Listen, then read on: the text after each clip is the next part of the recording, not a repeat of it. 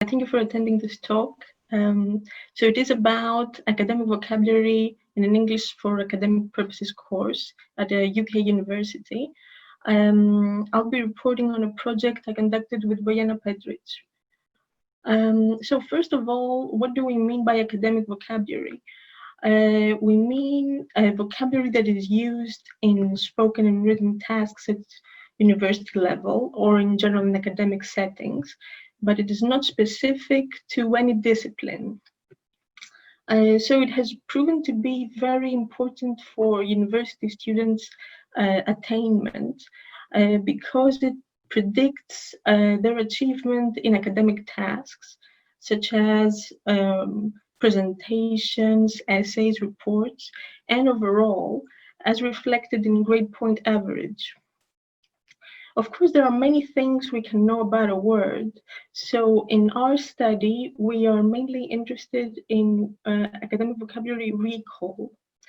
So traditionally, in terms of academic vocabulary, researchers have claimed that being able to recognize a word when reading or listening to it is enough for academic vocabulary, and students only need to know productively, so be able to use appropriately in their own speech or writing, very frequent academic words. However, recent research, for example, Jung and Jung's recent study, shows that being able to recall, not just recognize vocabulary, predicts strongly not only speaking and writing performance, but also the receptive skills, reading and listening. In other words, being able to recall a word poses a safer bet towards being able to use it both in receptive and productive tasks. That's why in this study we're interested in seeing how well the materials in an EAP course can promote vocabulary recall. So we're interested in presessional EAP courses in relation to vocabulary learning because there has been very little research in this area. So most studies in relation to EAP courses are pre-test, post-test studies. For example, in terms of vocabulary, studies first test students' vocabulary knowledge before the EAP course, and then again after the EAP course, and they see whether there has been an improvement in the test scores. However, no study, or only one study actually, according to our knowledge, has examined what is taught in the EAP course. So which academic words are taught and how are they taught? So this is a study by Joey. However, Joey is an exploratory small-scale study. She examined only the vocabulary learning of one student and only in relation to 20 words. Therefore, we would like to conduct a larger study, but our study focuses not on exactly what was taught by the teacher, but on the materials used in the EAP course. So the first research aim is how many high-frequency academic words appear in the written EAP materials used in an UK presessional university course. We're focusing on high-frequency academic words because the general assumption in vocabulary studies is that the higher, the more frequent a word is, the more useful it will be to learners. And our second aim has to do with the recall knowledge that I mentioned earlier. So there are many estimates on how many times students should see a word before they are able to recognize it or recall it or know something else about it. However, a recent meta-analysis by Uchihara and his colleagues shows that for word recall, at least 10 occurrences of a word are necessary. So here we are talking about incidental vocabulary learning. So we didn't really examine whether the teacher focused the attention of students on specific words. So the issue for us was whether, for how many of these high frequency academic words that we found in the EAP materials, how many of them were repeated at least 10 times, because those words would have a higher chance of being able to be recalled. So how did we operationalize high frequency academic vocabulary? We operationalized it as Gardner and Davis's academic vocabulary list. So it is a list that consists of 3,014 lemmas, and it was extracted from the COCA, so the Corpus of Contemporary American English.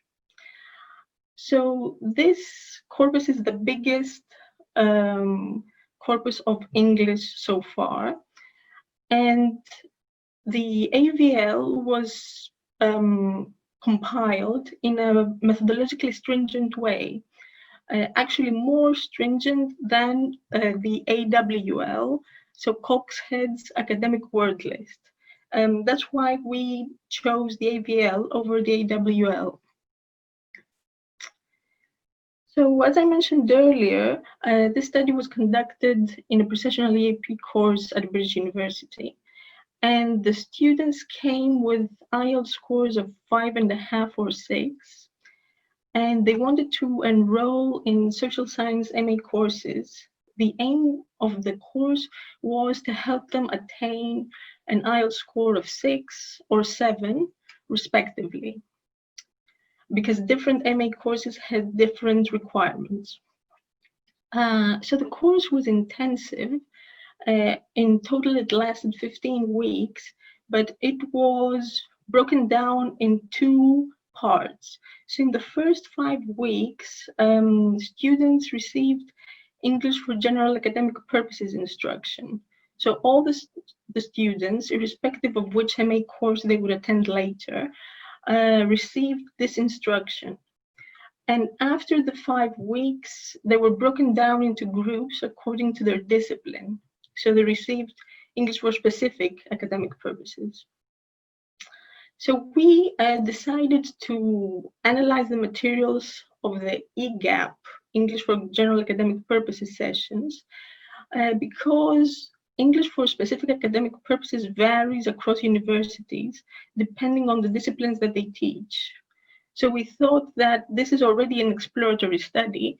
So to boost its generalizability, it would be better to focus on a course that would more likely to have similarities across UK universities. In these first 5 weeks, 3 modules were taught, each by a different teacher, and they focused on the skills and knowledge the students need to develop. Most of the materials were developed in-house, but some of them, especially in the vocabulary and grammar module, came from an EAP textbook.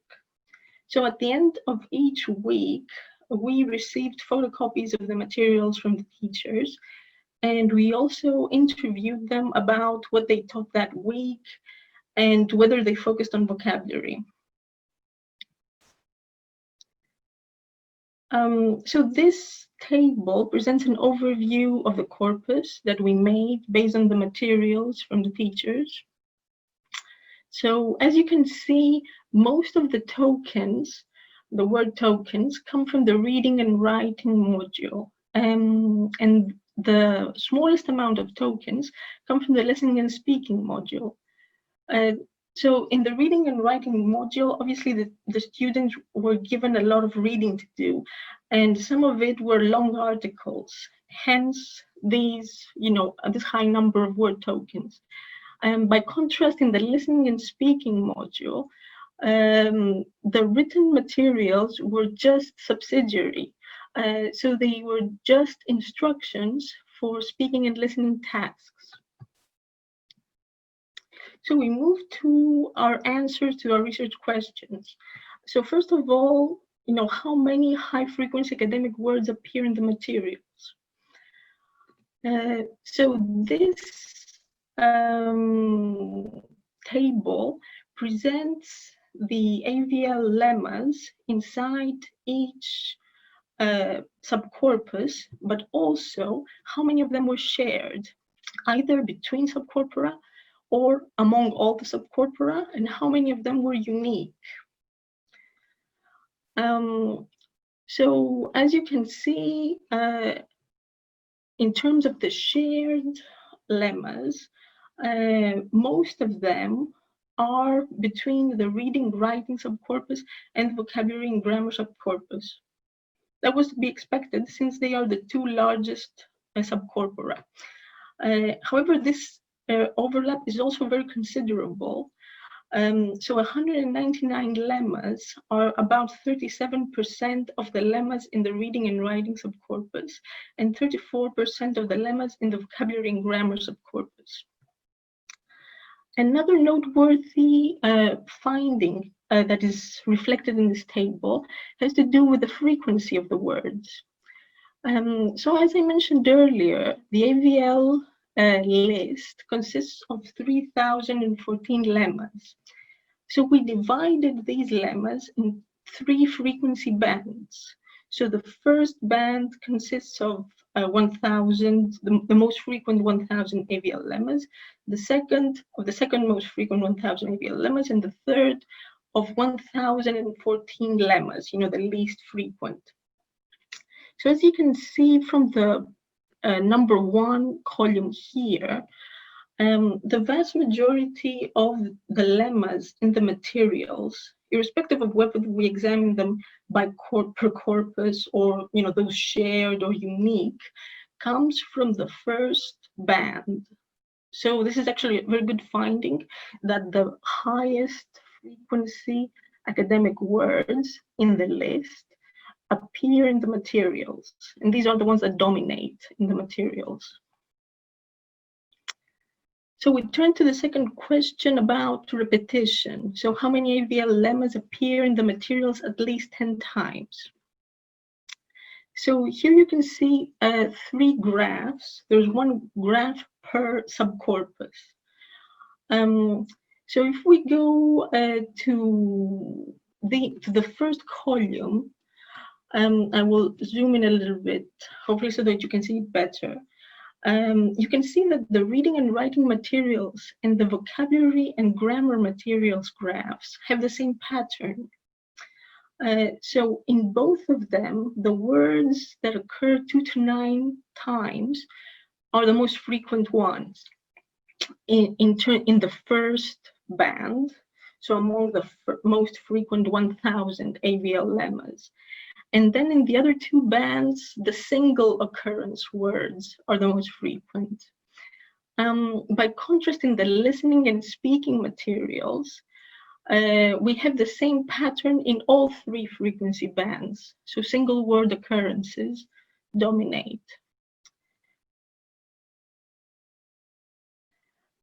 So the question is, now we saw the data per subcorpus. How about the lemmas that were shared either between subcorpora or among subcorpora? So in the first column of the graphs here, I have the lemmas shared between 2 modules. So the first one between any 2 modules, and the second one between the 2 large subcorpora. And you can see that they have the same pattern. The most dominant words are those that occur 2 to 9 times. So even when the words are shared, even between the very large subcorpora, the best we can bet on is that a word will appear 2 to 9 times, not 10 or more. So it is only when we look at the third graph, where the words are shared by all the modules, that we can see that the words that occur 10 or more times are the most frequent ones. So it seems that all three modules needed to share a lemma for it to be likely, highly likely, to be repeated in the number of times that is necessary for recall knowledge to develop. So in summary, it is good news that many AVL lemmas occurred in the materials. It is also good that many of them were high frequency. So they come from the 1,000 most frequent AVL lemmas. This is particularly good because when we interviewed the teachers, none of them said that they had considered this issue. So none of them had selected the words that they would teach. And they didn't know about the AVL, for example.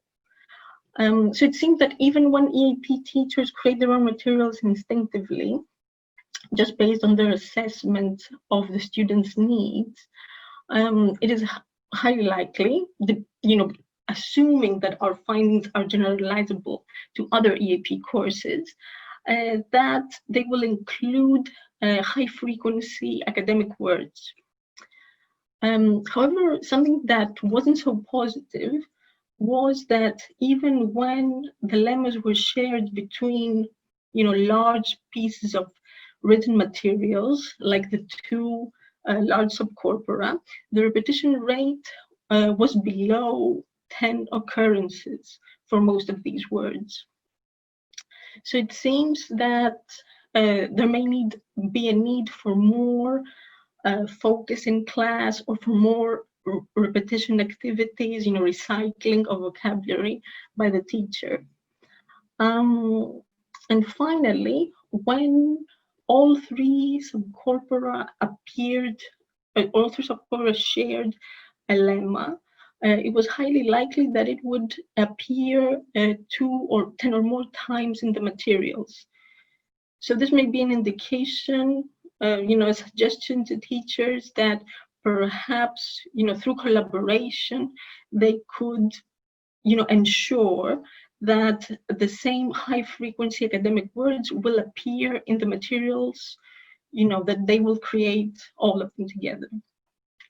Due to time limitations, I cannot fully discuss the pedagogical implications of the study or the implications for future research, but I would like to discuss them in the Q&A if you wish as well. Thank you. University. So given that, especially in EAP courses, the teachers tend to create their own materials, it could be that different findings could be found at another university, at another EAP course. So this kind of study would need to be replicated at other settings. And another issue was that we focused only in written teaching materials. So obviously, in that respect, for example, the listening and speaking module had very limited written teaching materials. So it would be good to examine other kinds of materials, so multimodal materials, listening materials that the teachers use, and also see how the teachers actually use the materials in the classroom to see, whether words are being highlighted by the teachers, for example. And finally, a last avenue for research is which kinds of vocabulary knowledge are highlighted in the teaching of academic words in EAP courses. Okay, thank you. Okay, thank you very much.